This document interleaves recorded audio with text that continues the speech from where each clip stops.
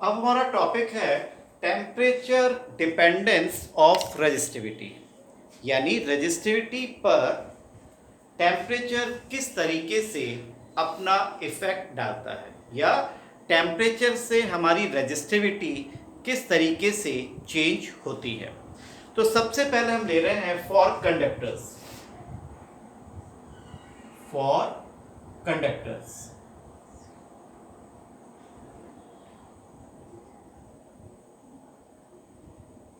Conductors की यदि हम बात करें तो कंडक्टर्स में हमारी रेजिस्टिविटी का टेम्परेचर के साथ जो ग्राफ आता है वो कुछ इस तरीके का आता है। इधर हम लेते हैं रेजिस्टिविटी रो, इधर हमने लिया है टेम्परेचर, और जो टेम्परेचर हमारा है इट इज इन केल्विन। जो हमने वाई एक्सिस पे लिया है इट इज रेजिस्टिविटी। इसमें हमने देखा कि यहां पर हमने टेम्परेचर लिया है 50, देन 100, 150, 200, और इधर जो रेजिस्टिविटी है दिस इज 0.2, 0.4, 0.6। इस तरीके से हमारी रेजिस्टिविटी है वाई एक्सिस पर, इनटू 10⁻⁻6 ओम मीटर, और इधर हमारा टेम्परेचर है केल्विन में। हमने देखा एलॉयज के लिए, कंडक्टर्स के लिए, जैसे जैसे हम टेम्परेचर को बढ़ाते हैं हमारी रेजिस्टिविटी भी बढ़ती जाती है। It increases like this. इसका एक्सप्लेनेशन क्या है इसको देखिएगा ध्यान से। हमारा रो जो था, रो इज इक्वल्स टू था m upon n e square tau. Conductors के लिए हम रेजिस्टिविटी को दो तरीके से एक्सप्लेन कर सकते हैं। पहला हमारा है rho is equals to m upon n e square tau, ये हमने पढ़ा था। When we increase the temperature relaxation time will decrease. When the relaxation time will decrease then the resistivity of the conductor will increase. इसीलिए जैसे जैसे temperature बढ़ता जा रहा है रेजिस्टिविटी हमारी बढ़ती जा रही है। एक एक्सप्लेनेशन तो ये था।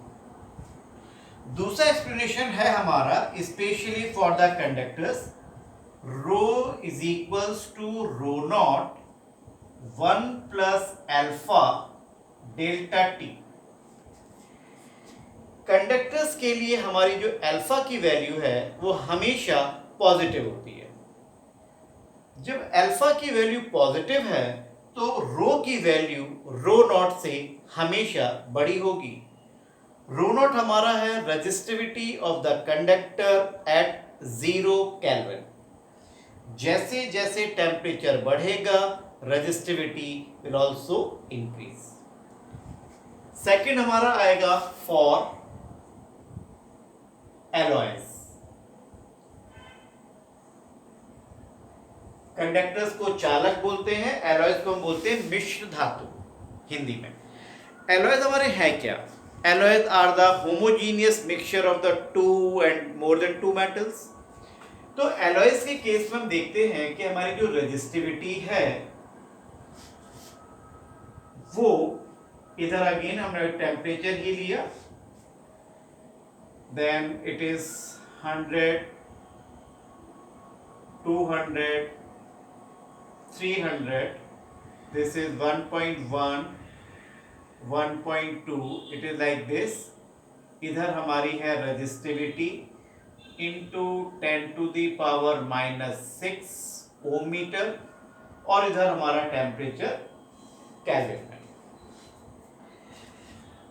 एक्स एक्सिस पे हमारा जो टेम्परेचर की रेंज है it is not 100, 200, it is 200, 400, 600। Alloys के लिए हम देखते हैं कि as the temperature increases resistivity also increases. Alloys में और कंडक्टर्स में दोनों में ध्यान से देखिएगा टेम्परेचर के साथ रेजिस्टिविटी बढ़ रही है, लेकिन एलॉयज में हमारी रेजिस्टिविटी लीनियरली बढ़ रही है, जबकि कंडक्टर में हमारी रेजिस्टिविटी एक्सपोनेंशियल बढ़ रही है। और यहां पर भी इसका एक्सप्लेनेशन वही है कि rho is equals to m upon n e square tau. Temperature will increase, tau will decrease, when tau will decrease rho will increase. Simple है। अब बात करते हैं हम फॉर सेमीकंडक्टर्स या इंसुलेटर्स।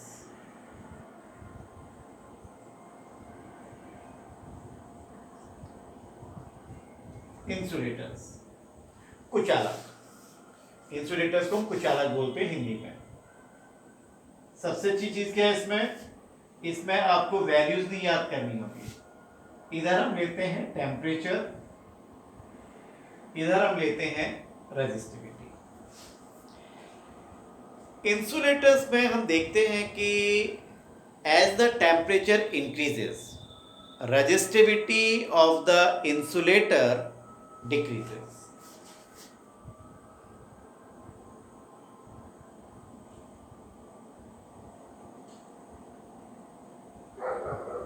हमारा ग्राफ इंसुलेटर्स के लिए रेजिस्टिविटी का कुछ इस तरीके का आता है। यहां पर हमारी एक्स एक्सिस और वाई एक्सिस में वैल्यूज आर नॉट नो, तो इसलिए इजी है लर्न करना। लेकिन कंडक्टर्स के लिए और एलॉयज के लिए यदि आप वैल्यूज भी लिख के याद लर्न करेंगे, you will get much more marks as compare to the others. Insulators और सेमीकंडक्टर्स के लिए हमारा सेम ग्राफ है। कभी कभी ग्राफ, जैसे यहां पर तो ग्राफ दिखाया गया है रेजिस्टिविटी वर्सेस टेम्परेचर, कभी कभी ग्राफ वो पूछ लेता है कंडक्टिविटी वर्सेस टेम्परेचर। कंडक्टिविटी हमारी रेजिस्टिविटी की रेसिप्रोकल है, तो कुछ भी नहीं है। उस केस में आपका कंडक्टर्स के लिए हम देख रहे हैं टेम्परेचर के साथ रेजिस्टिविटी बढ़ रही है, तो वहां पे क्या होगा, रेजिस्टिविटी डिक्रीज होगी। एलॉयज में हम देख रहे हैं रेजिस्टिविटी बढ़ रही है, कंडक्टिविटी विल डिक्रीज। इंसुलेटर्स और सेमीकंडक्टर्स में रेजिस्टिविटी डिक्रीज हो रही है, तो हमारी कंडक्टिविटी विल बी इंक्रीज। तीनों ग्राफ एग्जैक्टली अपोजिट हो जाएंगे यदि कंडक्टिविटी वर्सेस टेम्परेचर की बात होती है। ठीक है, ओके, थैंक यू।